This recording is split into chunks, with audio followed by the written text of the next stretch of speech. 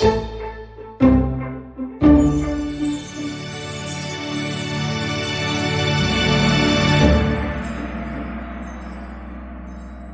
ladies and gentlemen, you are all extremely welcome to the Arthur Conan Doyle Centre Tuesday talk for tonight.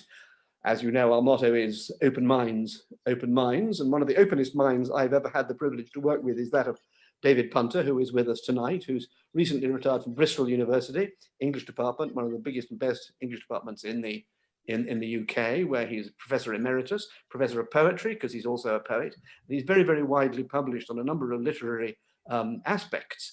And you might wonder why exactly, therefore, I invited him, other than the fact that he's an old pal. And well, the truth of the matter is that David has always been interested in further understanding and intelligence. For example, literature and psychoanalysis, literature and the political aspect, literature and culture in general, and even literature and the spiritual. And in particular, he has become a very big cheese in the expanding world, seems rather strange, of Gothic studies. I mean, it's rather extraordinary. He's done so much. I just moved house and I've been moving some books around today, and I picked up one book and looked at it to see where it should go. And it was called The Midnight Bell, a novel of 1798 by Francis Latham. And I thought, good heavens, this must be one of those Gothic novels that I really can't bear to read, because they're all rather similar, unless you're a specialist. And who had edited it and produced it in that edition, very nice edition, but David Punter. And I thought it was a sign. Anyway, ladies and gentlemen, without more ado, here is David, who's going to speak to us about magic, literature, and the Gothic. Thank you, David. Thank you very much indeed, Lance. Well, it's a great pleasure to be here at the Arthur Conan Doyle Centre. Great pleasure to meet yet again, albeit virtually, my old colleague Lance. And thank you, Lance, for the introduction. That's very, very kind of you. And I was going to begin by explaining that I'm not a philosopher, nor a psychologist, nor a neuroscientist. I'm a literary man. But in fact, Lance has already made that perfectly plain, so I needn't repeat that. But I have spent most of my life reading about, writing about, and working on the supernatural, or as Conan Doyle preferred to refer to it, the preternatural. And in particular, I've studied the branch of literature called Gothic. What is Gothic? There are many answers to that question, but to put it at its simplest, it's that kind of literature that deals in the supernatural and also particularly in fear and terror. There are ghosts and supernatural beings aplenty. There are also wicked barons, scheming plotters, vampires, monsters. The two best known Gothic works, of course, are Frankenstein, written at the beginning of the 19th century, and Dracula, written at its end. Conan Doyle, of course, knew Bram Stoker, the author of Dracula, and there's a letter on record from Doyle congratulating Stoker on the publication of the book. And Doyle himself also wrote a number of Gothic tales, most of them republished in 1922 as Tales of Twilight and the Unseen and Tales of Terror and Mystery. This paper, though, is partly on the Gothic, but it's also partly on magic. And magic, again, can be defined in all sorts of ways. Maybe the most succinct, for my purposes here, is to say it constitutes the belief that it's possible to influence aspects of the natural order by supernatural means. What is meant by natural and supernatural is, of course, always open to discussion. And on closer inspection, maybe that formulation doesn't say a whole lot. After all, it covers all types of prayer. And without prayer of one form or another, we can safely say there can be no religion. It covers as well many other forms of belief, from the most harmless, ladders and black cats, to the most socially pervasive. To take a modern example, we continue to have a magical belief in the power of an individual's signature, despite knowing, maybe with a different part of our minds, that all signatures can be flawlessly forged. We still accept photographs as proof of identity and legitimacy, but we know that Photoshop can produce any version of so-called reality that we want. Both are examples of the continuity of magical thinking. Now, a history of magic in the West would take us back to alchemy and to alchemical processes and beliefs, and would also necessarily involve us in the parallel history of ritual and ceremonial. We would think of figures like Simon Magus, 1st century AD, Albertus Magnus, 13th century, Cornelius Agrippa in the 14th century, Paracelsus, Giordano Bruno, and the French occult author and magician, and the greatest of all historians of magic, a man who called himself Eliphas Levi. We'd also think of entirely mythical figures like the apocryphal Hermes Trismegistus, the purported author of the Hermetic Corpus. All of these are taken to have been involved in practical magic, in inverted commas, attempts to influence the world's affairs through unorthodox means, which are typically said to be secret, except to the initiate.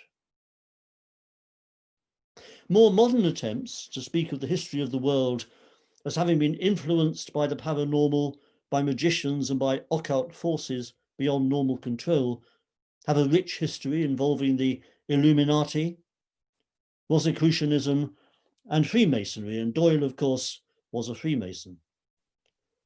In the 19th century, there was a particularly strong crossover between notions of the occult, the practice of magic, and Gothic and horror fiction. We think of such writers as Edward Bulwer-Lytton, Helena Blavatsky, Annie Besant, and Marie Corelli. And occult or magical associations continue to flourish. The Order of the Golden Dawn, for example, of which Yeats was a member. Its membership now tends to be North American rather than European. And its darker brother, Ordo Draconis, which has much clearer and more potent links with the Gothic, but also with various extremely unpalatable political beliefs. Of course, to say this is to beg a question. What can we possibly know of the provenance of secret societies? Because the secret means you don't know about it. And that was a question that preoccupied the Gothic virtually from its start. In the early Gothic of writers like Anne Radcliffe and Matthew Lewis, the secret society is indistinguishable from the monastery or convent. It's a matter of ritual practices, arcane rites, hidden shapes in the shadows. Or, to take another example, we might ask what actually happens around the creation of Frankenstein's creature in Mary Shelley's novel. Despite the trappings of modernity, the mentions of the discoveries of galvanism and electricity, rational science, the event itself smacks much more of alchemy than of scientific procedure. Not surprising, given Victor Frankenstein's interest in at least some of the magical authors I just mentioned. A broader issue, and perhaps a more relevant one, that would suggest the inseparability of the Gothic and magic would focus on the supernatural. The Society for Psychical Research, of which, of course, Doyle was so notable and committed a member, had to do, as does so much Gothic fiction, with the conjuring of the ghostly. And these processes of conjuration occur, it seems, in many different forms. In the world of Eliphas Levi, whom I mentioned just now, the danger is of the conjuring of demons, of powers that outrun our mortal capacity to control. On the other hand, particularly in times of war on foreign soil, we find an efflorescence of attempts to conjure or reconjure the spirits of the dead. And we can, of course, speak of these attempts in psychological terms. We can speak of a human wish to control forces, either the light or the dark, either in order to right wrongs, or indeed to commit further wrongs. We can speak of a need for supernatural comfort, real enough, but being exacerbated in times of serious social and familial distress. So various forms of magic have nourished the Gothic imagination from the start. There are magical rites and rituals in Matthew Lewis's The Monk and in Charles Maturin's Melmoth the Wanderer, in the Faustian narrative that underpins much of Frankenstein and so forth. And post-colonial Gothic fiction and film, coming closer to the present day, has explored the implications of traditional magic, Caribbean obeah, witchcraft, spirit magic, voodoo, for considerations of empire, gender and race in a tradition that includes such notable texts as Jean Rhys's Wide Sargasso Sea, Nalo Hopkinson's Brown Girl in the Ring, and Helen Oyeyemi's White is for Witching. In this talk, though, I want to say something about now, I know it says on the brochure I should be talking about 8 texts. But when I thought about this, and I thought about the human capacity for sheer endurance, I thought this would be to victimize my audience. And so I have cut myself rigorously in half. I'll rephrase that. I've cut the talk rigorously in half. So, well, fairly rigorously. Well, the longer I go on now, the less rigorous I appear to be. Anyway, I cut down my text to 4. They're all British or American. And the 4 are Aleister Crowley, Moonchild, H.P. Lovecraft, The Case of Charles Dexter Ward, M. John Harrison, The Course of the Heart, and Susanna Clarke, Jonathan Strange, and Mr. Norrell. Aleister Crowley is probably the best known magician in the Western tradition, a man who was proud to boast of himself as the great beast and the wickedest man in Europe. It may be that a certain irony is necessary when dealing with Crowley. He was widely regarded as a charlatan, but in the world of magic and the occult, it's sometimes difficult to know what this means, because such a judgment, of course, touches upon the issue of whether there is indeed such a thing as true magic, whether or not it's that which is ritualistically practiced by the Order of the Golden Dawn. With Crowley, though, it was the case, that magic became inextricably confused with drugs and addiction, as he says in his Diary of a Drug Fiend. However, the novel, Moonchild, centres on a battle between the forces of white and black magic. Various magicians of the day, real ones, appear in the novel, including A.E. Waite, MacGregor Mathers, the theosophist Annie Besant, and Mary Deste, the companion of Isadora Duncan. Intriguingly, the conclusion bends magical practice back towards the dread actualities of history, with the white magicians appearing to support the Allies in the First World War, while their black brethren are on the side of the enemy, thus asserting that the occult, the paranormal, is important because of its capability for influencing real practical events. The essence of magical practice is claimed, as it is in the earlier and much greater novel, The Great God Pan by Arthur Machen, to be the ritual birth of a saviour, which is what in fact justifies sexual magic as being the essential ingredient in the search for superhuman powers. Ritual. Ritual, in the sense I'm talking about it, means essentially a belief in the power of words.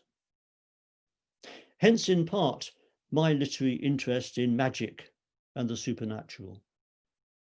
Grimoires and magical books have always played a vital role, obviously, in the transmission of magical spells. Indeed, it might be said that the entire origin of the notion of the magical book, still potent to this day, lies in the notion of the written word itself, because, after all, that was something withheld from the mass of the populace and thus imbued for centuries with special powers. But there is an interesting contradiction at the heart of Moonchild. Although it's often, indeed usually, held that books of magic are arcane, abstruse, and can only be properly understood by the initiate, and indeed the merest glance at the pages of such books, full as they usually are with mysterious geometrical figures, and complex charts of the astrological position of, for example, angels and demons confirms this supposition. There is an emphasis in Moonchild on the vital importance of plain, straightforward language when dealing with the paranormal, if the great work of conjuration is to be accomplished and demonic forces repulsed. In Moonchild, we have our protagonist, Lisa, in the process of being prepared for what is called the Great Experiment by taking the oath of dedication. This oath is designed to limit the otherwise overweening power of the rational mind and open the soul. Yes, I use the word open the soul to a broader range of possibilities. You will be amazed, she is told, at the possibilities of your own mind, its fertility of cunning, its fatally false logic, its power of blinding you to facts that ought to be as clear as daylight. So the solution to this problem of the power of the mind to obscure reality is, and I quote again, to adhere desperately to the literal terms of your oath. And then a slightly longer quotation, do that, and in a little while the mind will clear. You will understand what empty phantoms they were that assailed you. But if you fail, your only standard is gone. The waters will swirl about you and carry you away to the abyss of madness. Above all, never distinguish between the spirit and the letter of your oath. The most exquisite deceit of the devil is to lure you from the plain meaning of words. Hard lesson for the academic. We often deal in words with not entirely plain meanings, but the assertion here is that plain meaning will lead you beyond the wiles and labyrinths of the rational mind and show you with great clarity something far more open. We'll hear more later about the abyss of madness that threatens the naive practitioner of magic. If you want to make sure you do hear that, listen out when I first mentioned the name Yaxley. It's a great name. You won't miss it. Anyway, I'll come on to that. But what's most important here is the assertion that the language of magic, and this may be true of the language of the preternatural in general, is in some sense a natural language, one in which words and things become as one. Against this process, which can also be seen in alchemical terms as the purification and transmutation of the base word with a small w into the golden word with a capital W. Against this process stands the figure of the devil, the father of lies, whose mendacity is matched by the potential for mendacity within one's own rational mind. Indeed, if ritual is to be successful, then it's the mind, with its endless capacity for false reasoning and introspection, that must be fought and dissolved. And this is precisely the function of magical ritual through chanting and enchantment. That Moonchild is a novel about magic, therefore, is not in doubt. The Gothic dimension consists largely in its constant engagement with motifs of transgression, wherein the human, the divine, and the satanic are brought into continuing interplay. It's not a work of fear. Indeed, Crowley's narrator is maybe surprisingly caring and intimate, bringing the reader into close contact with the arcana that form the background of the story.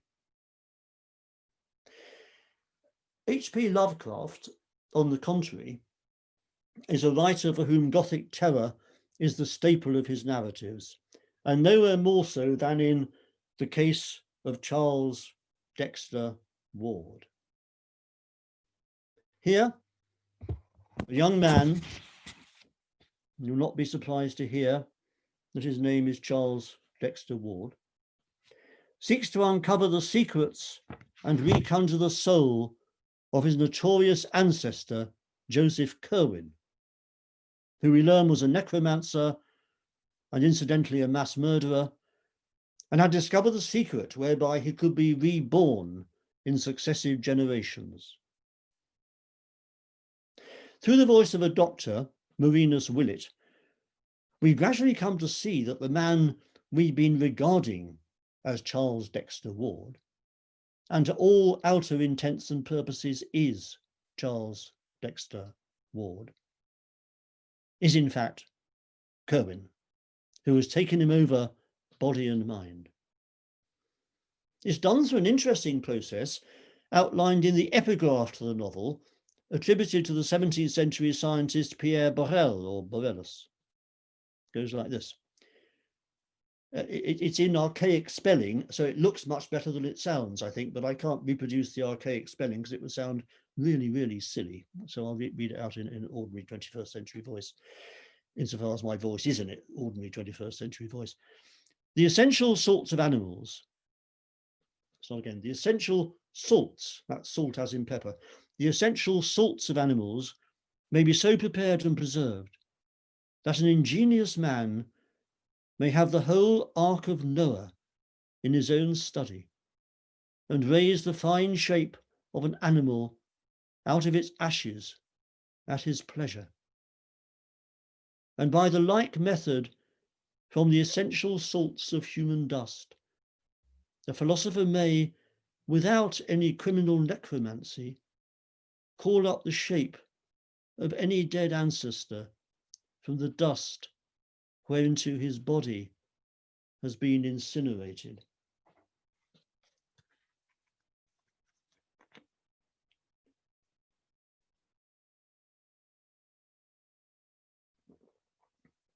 Here we have a compendium of Gothic themes, principally the ambivalences of immortality and everlasting life, which so preoccupied early Gothic writers from Samuel Taylor Coleridge to Charles Maturin.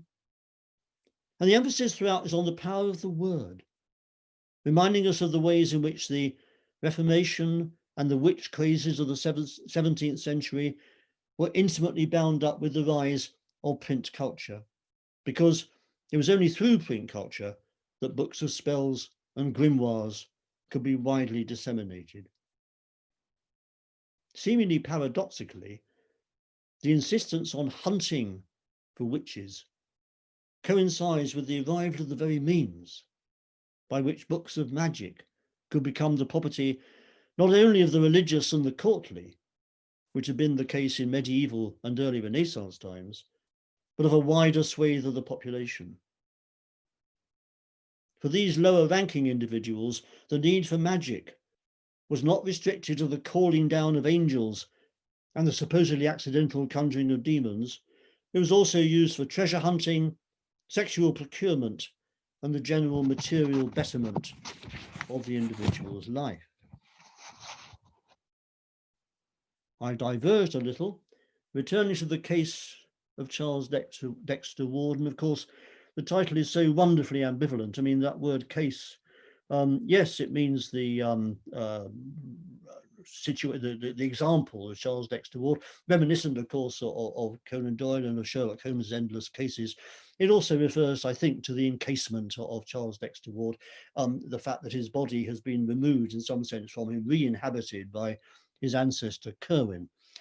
A letter by Curwen, discovered during the course of later investigations, demonstrates the use of the word in magic ritual, as well as supplying us with elements of the context of horror. Again, I should show you this. My technology is not up to it, but so I'm just going to have to read it to you. I am not unready for hard fortunes, as I have told you, and have long worked upon the way of getting back after the lost. He's talking about himself being lost in a world of the dead. I last night struck on the words that brings up Yog Sothoth, and saw for the first time that face spoken of by Ibn Shakabak in the, and then there was a blank in the text. So whatever book this is that he's talking about, supposedly talking about, is one that cannot be named. And it said that the third psalm in the Liber Damnatus, Book of the Damned, holds the clavicle key. With the sun in the fifth house, Saturn in trine, draw the pentagram of fire and say the ninth verse thrice. This verse repeat each rude mass and Hallows Eve, and the thing will breed in the outside spheres. And of the seed of old shall one be born who shall look back, though knowing not what he seeks.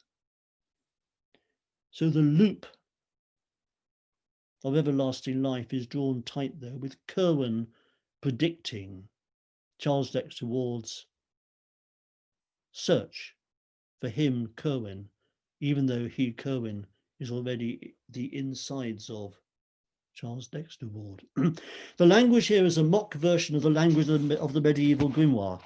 And yet, grimoire, by the way, you probably do know this, but it simply means book of spells. Although, of course, the word grimoire sounds much more interesting and frightening than book of spells. But that's just because it's French.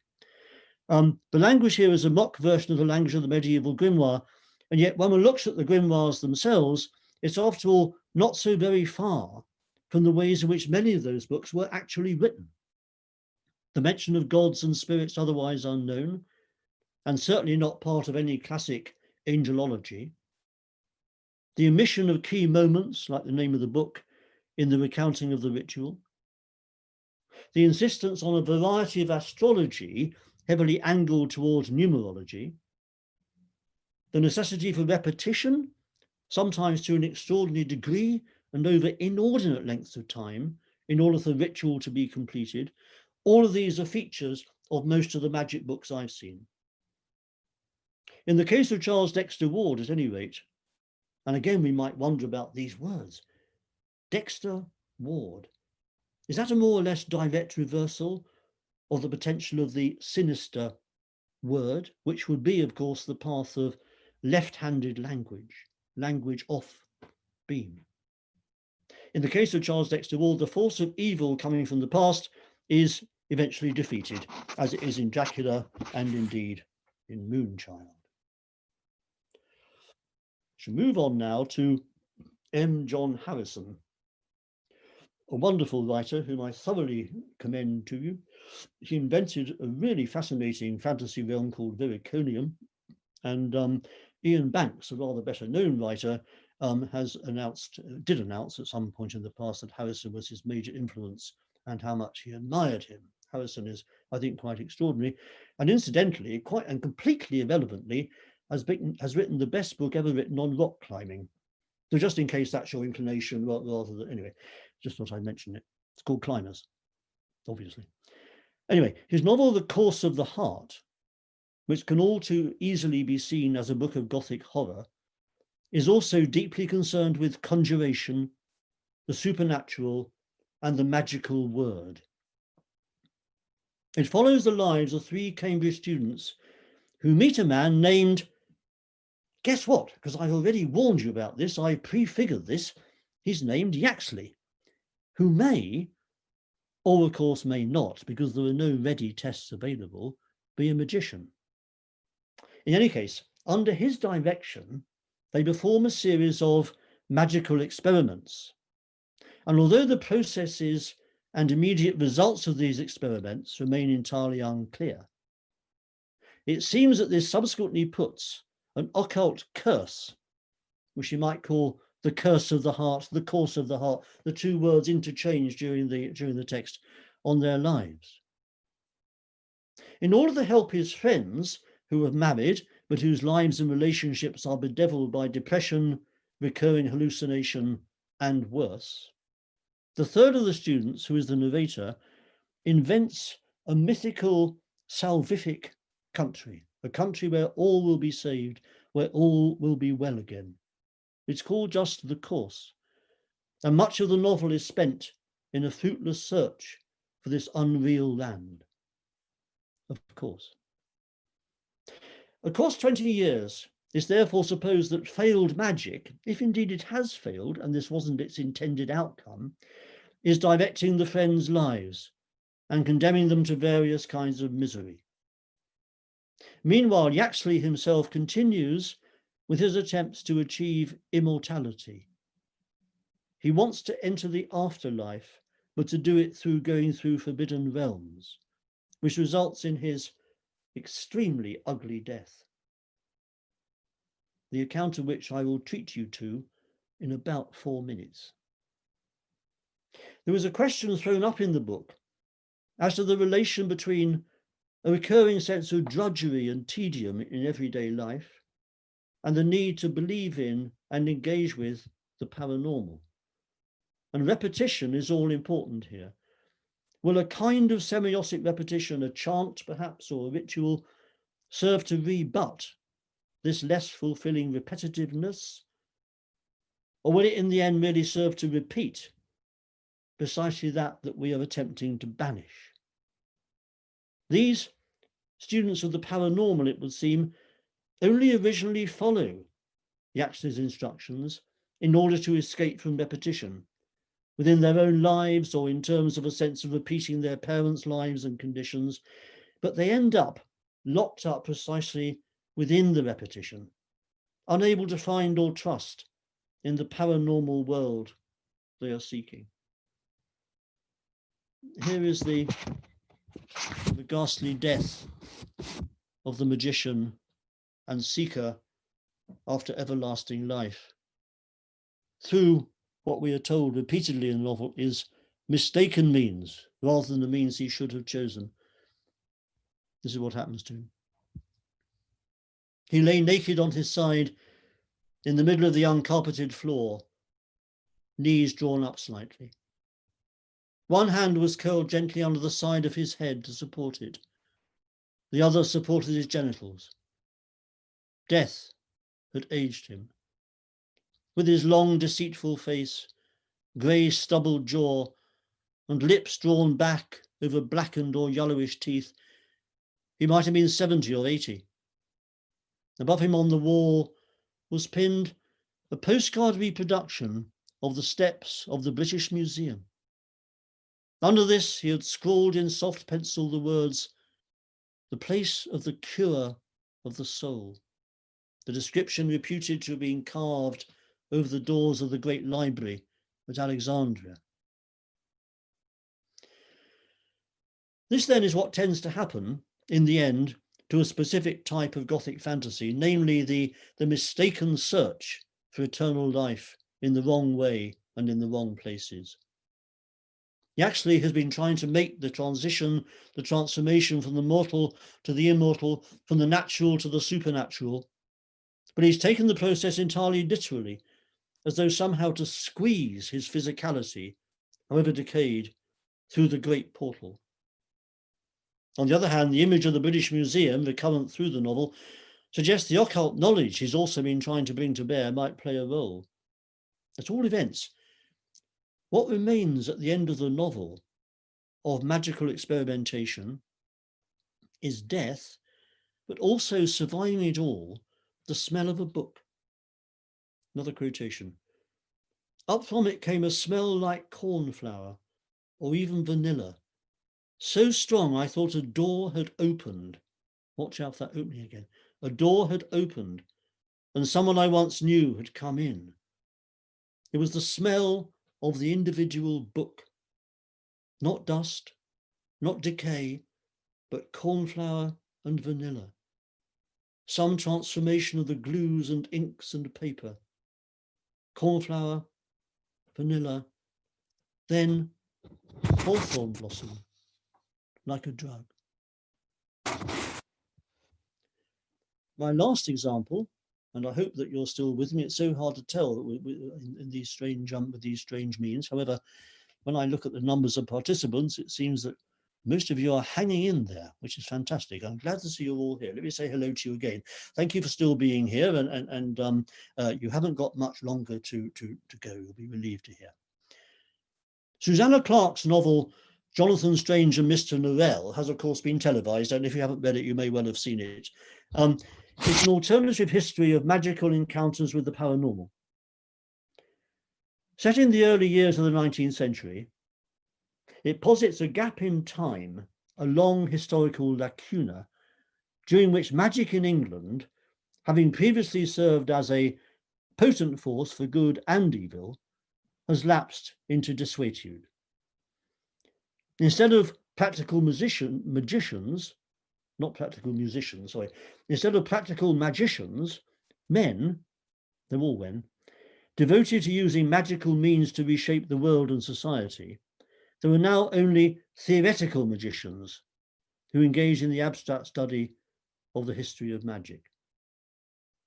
Just a very brief pause on why in the literature and in history, the magicians and the wizards are nearly always men, is because the witches are nearly always women. And whereas magicians and wizards are wise and powerful, witches are on the whole old and good to be burned at the stake. That's a great simplification, but I'm afraid that gender politics runs all through the history of magic. If you want me to come back to it, I could, but it might take a very long time. To go back to Jonathan Strange and Mr. Norrell, onto this scene arrive the eponymous two magicians, albeit entirely separately. And the plot that ensues, as those of you who've seen the TV version will know, is lengthy and highly complex. Among its many elements is the resurrection of a wealthy young lady called Emma Wintertown, who has died on the brink of her marriage to the eminent but impoverished politician Sir Walter Pole. As Norrell, who has previously been reluctant to show off his preternatural skills, realizes, he is being presented with an admirable, even unique opportunity. With one stroke, his self-serving associate Drawlight remarks, you return to us that sweet young woman, whose death no one can hear of without shedding a tear. You restore a fortune to a worthy gentleman, and you re-establish magic as a power in the realm for generations to come. All Norrell has to do is restore Emma Wintertown to life. But the resurrection of the dead turns out to be not as simple a matter as it might first appear. Principally, it involves the invocation of not a demon, but an ambiguous and sinister figure from the land of Faerie, known only as the gentleman with the thistledown hair. With him, Norrell has to make a classic quasi-Faustian bargain. Miss Wintertown will be restored to England, but for half of each year only. The other half she must spend in Faerie. And to seal the bargain, the gentleman with the thistledown hair cuts off and retains Emma's little finger. The author might think of him as a gentleman. I confess I have a different opinion of this process, but there we are. The resurrection proceeds, and as Lascelles, another somewhat cynical associate of Norrell, remarks, it is certainly a night for raising the dead. Rain and trees lash the window panes, and the wind moans in the chimney. All the appropriate stage effects, in fact. I am frequently struck with the playwriting fit, and I do not know that tonight's proceedings might not inspire me to try again. A tragic comedy, telling of an impoverished minister's desperate attempts to gain money by any means, beginning with a mercenary marriage and ending with sorcery. I should think it might be received very well. I believe I should call it 'Tis Pity She's a Corpse. Reference to 'Tis Pity She's a Whore. And considering that in 1807, which is when these events are initially occurring, one of the entertainments selected for the opening season of the new Saint-Péray Theatre, later the Adelphi, was Jane M. Scott's Spectrology of Ghosts. Lascelles may well have been right, although in another sense he surely appears prophetic, insofar as this scenario so clearly prefigures one published 11 years later, namely, as I've referred to before, the raising of Victor Frankenstein's creature.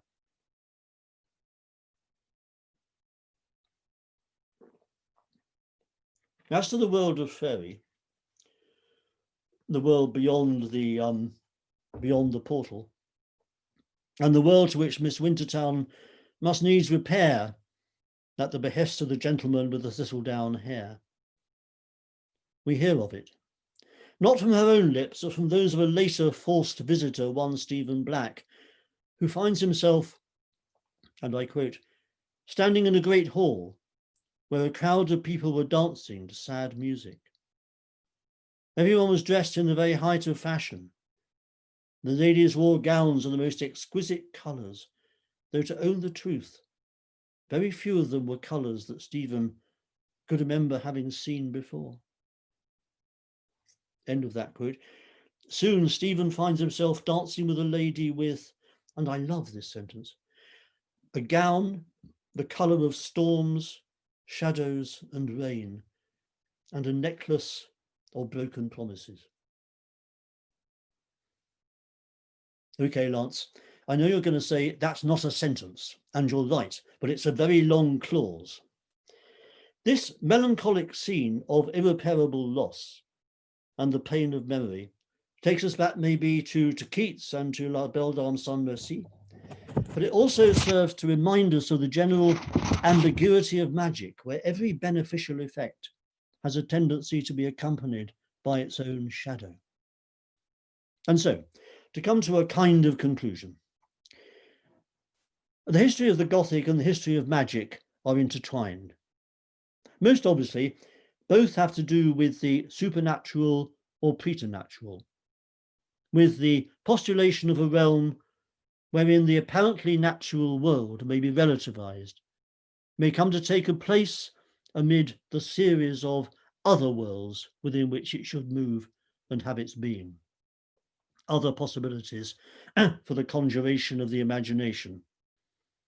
More specifically, both Gothic and magic have had centrally to do with the prospect of overcoming death, of endlessly prolonging life, or of surpassing death by asserting the possibility, perhaps the inevitability, of return, of the revenant which or who will reassure us that, as we know, there is no absolute finality. But this return, as emblematically in the terrible return of the dead child in Stephen King's Pet Sematary, may not be quite what we expect. In Jonathan Strange and Mr. Norrell, after the partially successful return to life of Emma Wintertown, various political figures suggest that the best way to use magic to aid British forces during the Napoleonic Wars would be to produce the return of Pitt, the great statesman and master strategist. But, as is pointed out, Pitt has been long in his grave. In what shape would he return? It's a Gothic vision of the dangers, not the only vision, of course, but as a literary genre, the Gothic endures and appears to be continually remade in different but related forms. Magic too endures. The faith held in an alternative power is, of course, not to be suppressed by the siren voice of cool reason. Of course, in both of these cases, we might be talking about the various forms of what T.E. Hume long ago referred to as spilt religion. After all, what lies at the base of world religions from Christianity to Buddhism but a belief that nothing is final, that there are other routes towards explanation of the human plight. You might also say, though, that in the cases of both Gothic and magic, what is at stake is not merely promises of eternal life, of the transmutation of dross into gold, but this specific thrill of transgression. There are, of course, many things we can do now, from the replacement of human limbs to the restarting of the human heart, which would previously have appeared magical. But described in scientific or technical language, they lose that particular kind of appeal, and it may appear that the paranormal is already amongst us. We may say that all relies on the manner of representation, and this returns us to what I tried to point out as one of the most important connections between magic and the Gothic, namely the reliance on the word, on the book. Gothic's often its most powerful when it attempts, through the fiction of ancient manuscripts, descriptions of what cannot be described. Magic is at its most vivid when it's to be found in words, formulations that may be successfully incantatory and incarnating. Even innocuous herbal remedies, it may be said, are at their most potentially effective when passed down through the generations, by word of mouth perhaps, but even more so when written down and given the sanctity of text. Magic and the Gothic are thus, seen from one perspective, forms of textuality, but what they deal in is a textuality that may have power beyond words. The Gothic produces these effects in various forms of haunting. Magic in the endless succession of grimoires, most of which historically turn out to be copies from each other, just as the Gothic is perennially counterfeit, dealing in superstitions, repetitions, lost manuscripts, false ascriptions. But the fact these continue to reproduce down through the ages shows the innate power which that repetition is representing. None of this repetition diminishes the force of conjuration, the need to get in touch with preternatural forces, the will to remain in touch with the dead, to break through the false barriers of reason, remains strong both in the literary form of the Gothic and in the enduring history of ritual magic. Thank you very much indeed for your patience. Thank you very much, David. I've got a few questions there. We've had some other questions which have come up in the chat. Can I start with just a small question?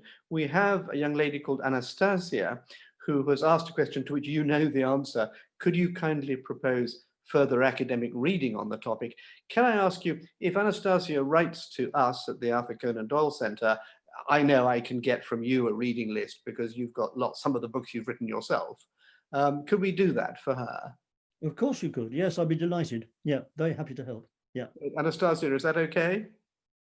Okay. Yeah. Well, if you write to Scott up here in the top left-hand corner or to the Arthur Conan Doyle Centre, just an email, I'll make sure that you get a reading list if that's what you want. Okay. Okay, thank you very much indeed. That was a sort of technical one. Margot has asked a question. I don't know whether people want to be unmuted, but I'll ask it for a moment. Margot has asked the question, is there a difference between Gothic literature and horror literature?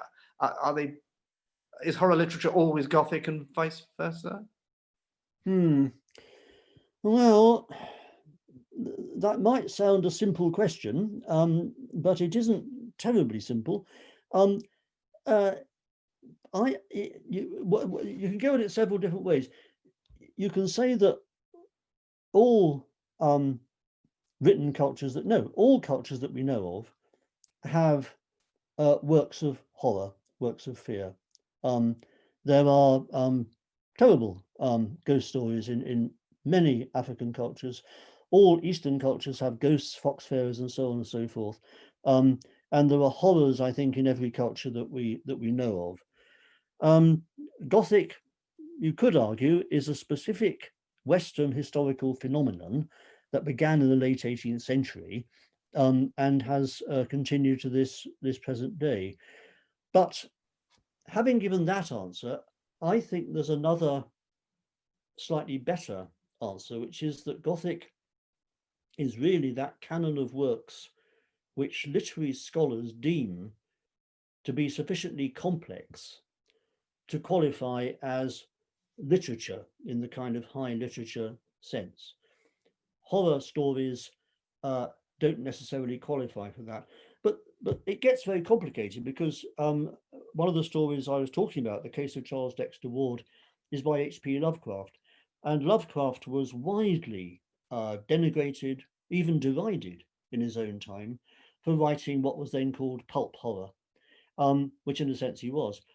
Lo and behold, now, quite a long time later, a very long time later, there are critical books and essays coming out on Lovecraft, by the week. No, I exaggerate, by the month, by the year, quite a lot anyway. And so he's now regarded as an object of considerable critical interest. It's taken a long time for that to happen. So I think that second definition of the distinction between Gothic and horror is more about critical attention and even about readership. You can pick up a horror story in an airport lounge, an airport bookstore. Well, you can't now because the airport bookstores are all closed. But before now, you could pick up a horror story in an airport bookstore. You probably couldn't pick up a work of Gothic literature. Is that a beginning of a distinction? Here's a parallel question from somebody else. Can a text be supernatural but not Gothic? Does Gothic depend on a number of Gothic features in order to be considered Gothic? I think we should say that Gothic is simply an 18th and 19th century word meaning medieval originally. Originally, That's what it meant, time of the Goths. But anyway, we now have a very different meaning. So do they, must it be supernatural? Do we have to have the supernatural? I would have thought yes. Something preternatural, or it's not really Gothic? I don't know. No, I don't think so. Let me give one example of a tale which I think is always regarded as thoroughly Gothic, but contains, I think, nothing supernatural. And it's Edgar Allan Poe, The Cask of Amontillado.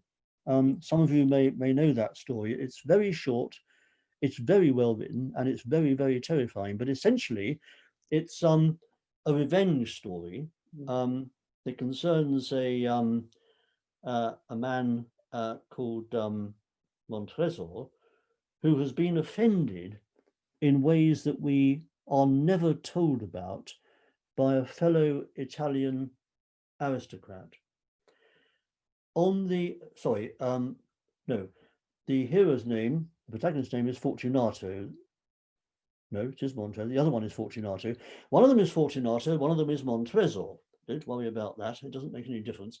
The one who's been offended knows that the other man is a connoisseur of wine and sherry. And during a fiesta, he leads this other man down into a catacomb on the pretext of saying that down there he has a cask of Amontillado, which he wishes this man to pronounce upon, say whether it's the real thing or not. They go on down. Our hero proffers various bottles to the unfortunate victim, all of which he drinks from. In the end, to cut a short story even shorter, the victim ends up bricked up and still trying to call for mercy to our hero, who gives him no mercy at all. I think it's fair to say that's a Gothic story. I don't think there's anything supernatural in it that I can think of. Okay, our friend Peter Bruin has a question here. He points out that James Hogg's Justified Sinner, Confessions of, is considered by some Scotland's greatest novel. He, Peter, disagrees, and I have to say, so do I. But it's the Gothic is often a form of political protest or assertion, and I believe this book also fits that form. Of course, it is supernatural, isn't it? The devil appears effectively in that novel.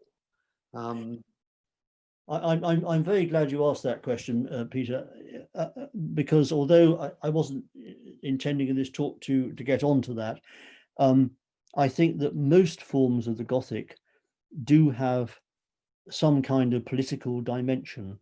Though, as you're obviously aware, and as I think you're suggesting in your question, in these earlier forms of Gothic, in Hogg, but also in Radcliffe and Lewis, then that particular kind of, in inverted commas, politics is very often religious politics. And most of those early English Gothic novels are profoundly anti-Catholic. Of course, with Hogg, it's a different target. I mean, it's profoundly anti-Calvinistic. But there are agendas, political and religious agendas, behind a lot of those novels.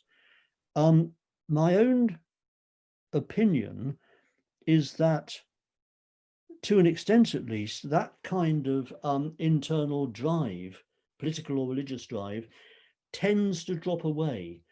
It's there in the early novels, in the late 18th, early 19th century. It's very much there in Dickens's use of the Gothic, because Dickens is always on about terrors and ghosts and so on and so forth, and that almost often has a political drive. I think it tends to taper off as the 19th century goes on. And then when we get to the heyday of the Edwardian ghost story, including, I suppose, Conan Doyle, but also thinking about O.H.G. Wells and later, slightly later writers like M.R. James, then you get into a more, I think it's fair to say, formulaic version of the ghost story, more concerned with immediate impact, the immediate terror of something like James's "Oh, whistle and I'll come to you, my lad," the provision of an immediate, unforgettable image. And I think that the political and religious drive tends to seep out of the Gothic about that time. It's still there in other ways. And as I mentioned just extremely briefly, I think it's come back in a lot of forms of the post-colonial Gothic, where I think it is very much bent towards political ends. Some of you, I'm sure, will know Toni Morrison's Beloved, which I think is in a sense a Gothic tale, in that it deals absolutely with a ghost as the central figure, Beloved herself, the dead baby whose mother has killed her. But it is all in the service of a strong argument about the horrors of slavery. Yes. Thank you, David. Louise has asked this question. Looking at the style of Gothic through therapeutic eyes, it could be argued that the Gothic style is both an expression of sexual repression and of the ongoing battle between the ego and the superego. I know this is something of your territory as well. You're a political man, as I said at the beginning, but you're also a psychoanalytic man. So there we've got sexual repression and the battle between the ego and, of course, the superego, and the Gothic is a sort of way of getting out of that or expressing that. Well, here's the short answer to your question, Louisa, and the short answer is yes. But perhaps I better say a little bit more than that.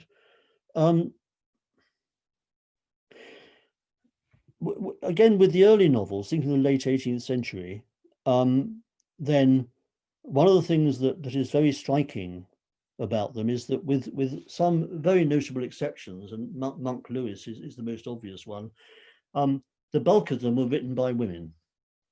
So that after women made a small breakthrough in writing, in having novels by women published in the mid to late, Fanny Burney and so forth, they really come into their own in terms of numbers of books published and in readership with the Gothic novel. It's a huge breakthrough for women writers. So that's one thing to say about it. And it's relevant, I think, to your question, because it means that, at least up to a point, a female point of view is being put. And so something is emerging from the generations of repression. Obviously, that often emerges itself in repressed form. So that in a novel like The Mysteries of Udolpho, our heroine, Emily, we see things to a large extent through her eyes, but we also see that she herself is very much controlled by the codes of a young woman of her time, even though the novel itself is displaced centuries further back. So that's the second way of looking at it in terms of character representation as well as of authorship. In terms of deeper drives, well yes. I mean, I keep going on about Matthew Lewis's The Monk, not because it's a great novel, but because it's a really, really startling novel, and its portrayal of sexual violence, of rape, of incest, and that's just the beginning of the list, is really pretty astonishing for the last decade of the 18th century. So something is emerging there. I think the question might be a question that we still put to more extreme violent forms of literature, which is, does the representation of violence between the sexes or otherwise, but let's think of it between the sexes at the moment, which normally means men being violent to women, I'm quite aware of that, does that representation form a kind of potential liberation because there is more debate about those issues, or does it, through its own imagery, reinforce a kind of pornography of terror? Now, that's a question that's been in people's minds, for many, many decades now. I remember it surfacing particularly with the, not in terms of genders, but well, perhaps it was partly, but with the film Child's Play, where there was a tremendous amount of fuss about whether it was supposed to have inspired a killing by children. Was it the Bulger case? I think it was the Bulger case. And of course, these things are very, very difficult to judge. I think I'll leave it there. It's a really complicated question. It's a good one, isn't it? And I think everybody is aware that there is a degree of sexual excitement around the Gothic, even if quite hidden. You couldn't just exclude it, could you, in that way? I have a question from Richard Bridges. I think you may have touched on this perhaps before he joined in. Could you argue that Frankenstein, very Gothic, is not really about the supernatural, as the author is simply extrapolating electrical experiments. How about those 3 E's, extrapolating electrical experiments that were taking place publicly at around the same time? I mean, if you think about it, there's, he gets a lightning from heaven to sort of animate the corpse, but he doesn't pray or do a ritual or anything, does he? No, exceptionally and entrancingly elaborate, I think I would say to that. Oh, very good. Yes, you could argue that. I mean, I think Frankenstein, the novel, is a very interesting case of a book that's been shoehorned into a genre to which in which it doesn't really entirely fit. I think for the very reasons there, Richard, that you're saying. Excuse me. I think I would say it's Gothic in the sense that it has a monster, but as you know, he's not normally referred to as a monster, just as a creature. I think it's Gothic in the sense that although you're perfectly right that in one sense the creature is produced by scientific means, nonetheless those scientific means, as you'll recall, are not described in the book itself. They are elided, that they're given over. So when the reader thinks of the creation of the monster, the creature, she or he is much more likely to think of thunder and lightning than of precise issues of galvanism and electrification and so forth. So that, I think, gives it a kind of slightly ghostly kind of tinge. But I think it's really the first of those points, the fact that this is one of the emblematic, if not the first, monsters in the history of, it's not the first, obviously, Grendel, there are others, but one of the most momentous monsters, if one can use that term in literature, I think has caused it to come within the Gothic genre. At the time, it was regarded as Gothic, because I don't think the crucial feature of the Gothic then was much about the supernatural. It's more about fear and terror. And people found Mary Shelley's novel fearsome and terrifying. There's another issue there as well, which I really don't want to go into here, but you may know about, which is the issue of the sublime. Because the sublime, the terrifying nature of the mighty, the overbearing, the mountainous, the huge, and so forth, had always been seen as a key feature of the earlier Gothic novels.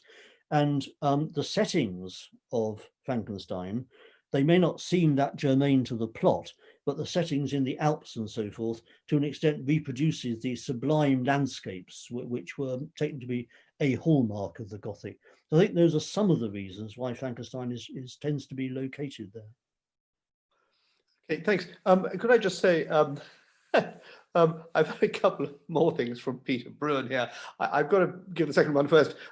He's just had an inspiration for a neo-Gothic movie about a professor on a Zoom call, talking about the Gothic, who has a skull on the bookcase behind him. So if everybody look very carefully at David, they will see him pointing at the skull behind him, which I think was pretty sharp of Peter, I have to say. But his more serious question, I don't know, perhaps we could unmute Peter for a moment, Scott, because he's talking about he was once told by a BBC Films executive that Sinner wasn't a good enough book to be considered for adaptation. There's politics in that. I don't know what Sinner is, so I wonder what were the politics in that? It's Justified Sinner, Lance. Oh, I see. You were talking about Justified Sinner. Yeah, it's for me, Hogg's book was the revelation when I was in second year English at Glasgow University.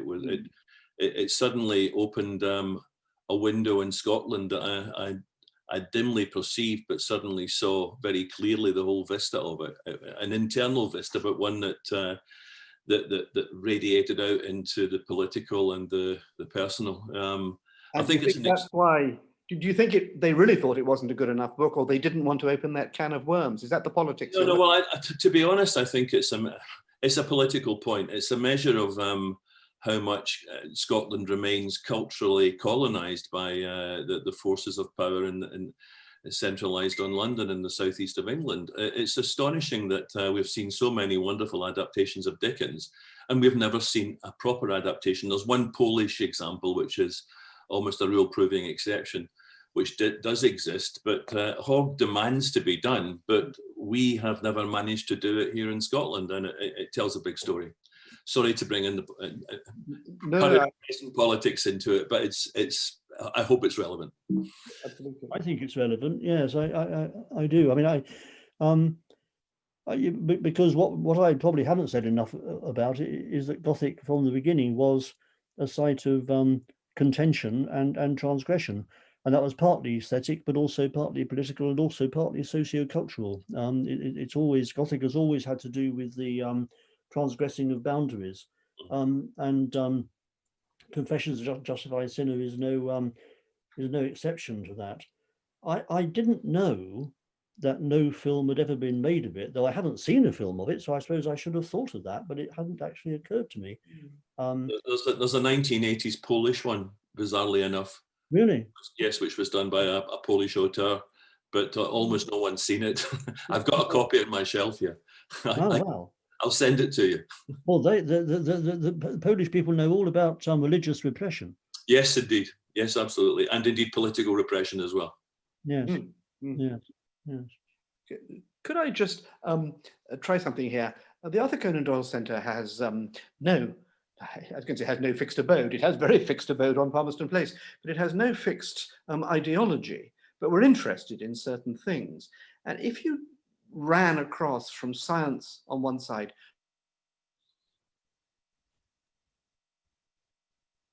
somewhere in the middle, in that we greatly respect science. We look forward to people doing research into areas of spirituality and the paranormal and so on. But on the other hand, quite clearly, since we're also interested in the possibility of the survival of death, there's something which we could say about religion. And on the whole, we receive brickbats from both sides. It's not always nice to be right in the middle.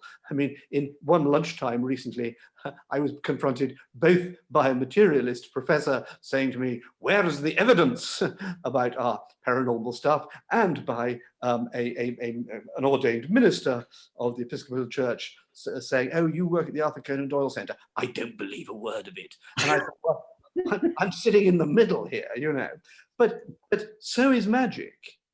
And so magic is kind of trying to do scientific-y things, and could we prove that it works? And Dean Radin, of course, the great parapsychologist, has just written a book called Real Magic. And so there's a sort of sciencey side. But magic is also obviously involved in things to do with religion.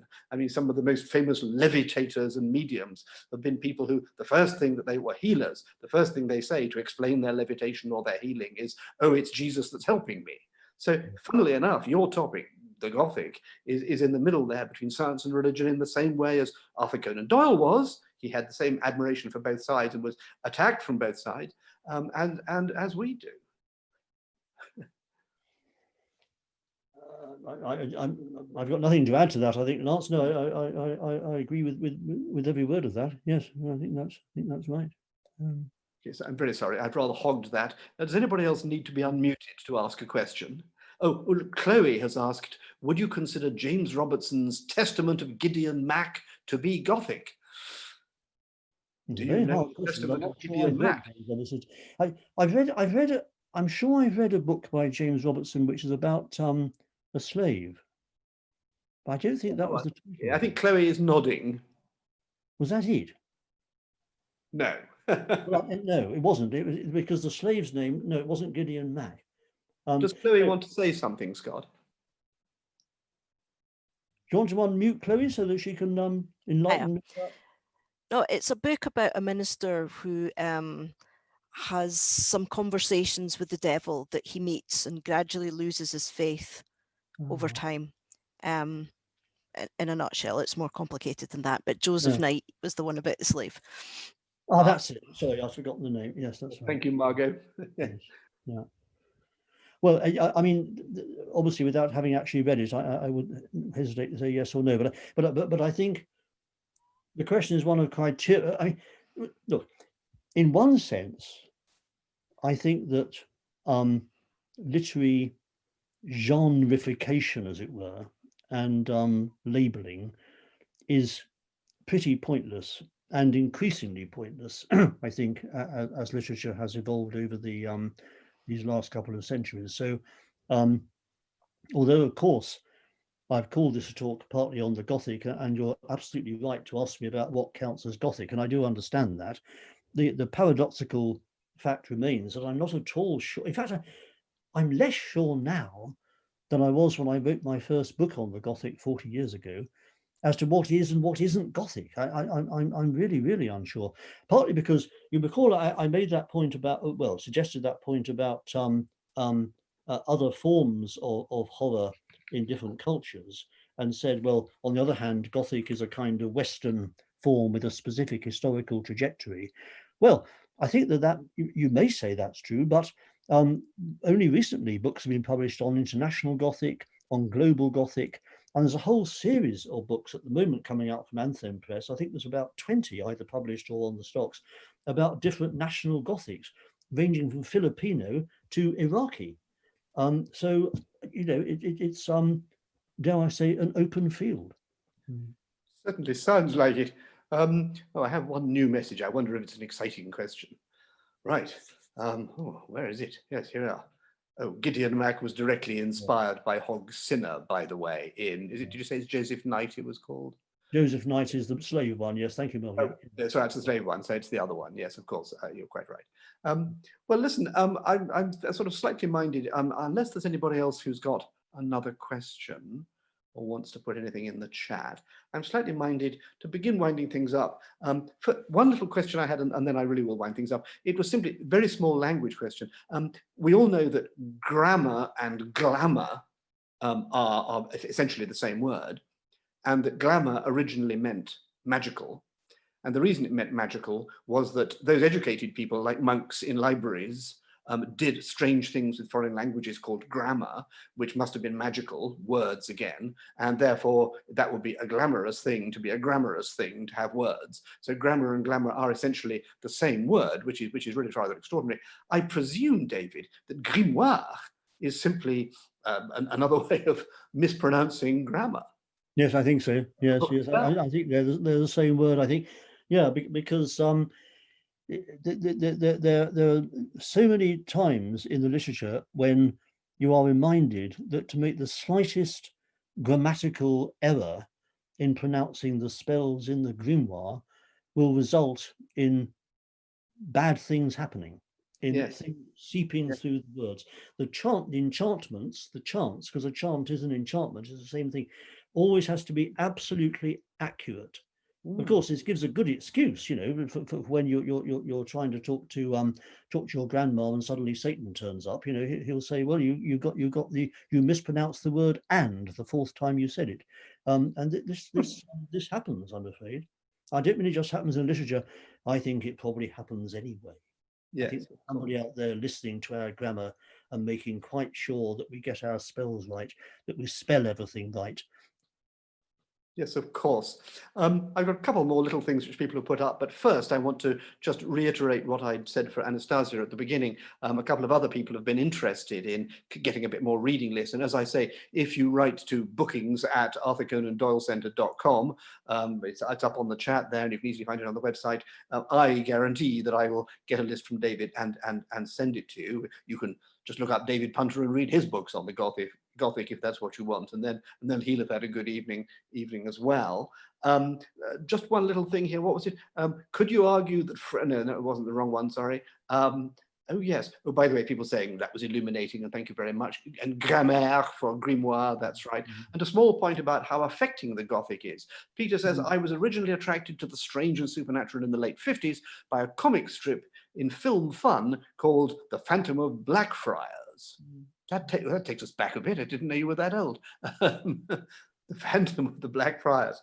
Anyway, listen, ladies and gentlemen, that was absolutely wonderful. But before I thank David, just to remind you that next week we have the panpsychist, the very keen young philosopher from Durham University, who's very well worth listening to and is absolutely a rising star, Philip Goff. We're very lucky to have got him, and he'll be telling us about panpsychism and how everything is conscious and how consciousness is the prior entity in the universe, and the material universe is only secondary. Apart from that, everybody is saying thank you and how much they enjoyed your talk, David, and I certainly did, and it's wonderful to see you again. I sincerely hope we'll see everybody again next week and on these Tuesday talks, which go on for several more weeks now, and perhaps you can come to our mediumship demonstrations on Saturday evenings if you want to have a direct demonstration of some of the things which David has only spoken about as being theoretical in books, but they of course do really happen as well. That's the other side of all this. So thank you very much, David, and I think that's good night, everybody, isn't it? We do a pretend clap. Thank you very much indeed, Lance, and thank you to everybody for attending. I hope you found it interesting. It's not easy talking without audience feedback, I think, as I'm sure all of your speakers have found. But from those questions in the last few minutes, I'm persuaded that that you some of you at least found it of interest. Thank you very much indeed for inviting me. Thank you. Thank you, David. Thank you, everybody. And I'm now going to leave, and so can you.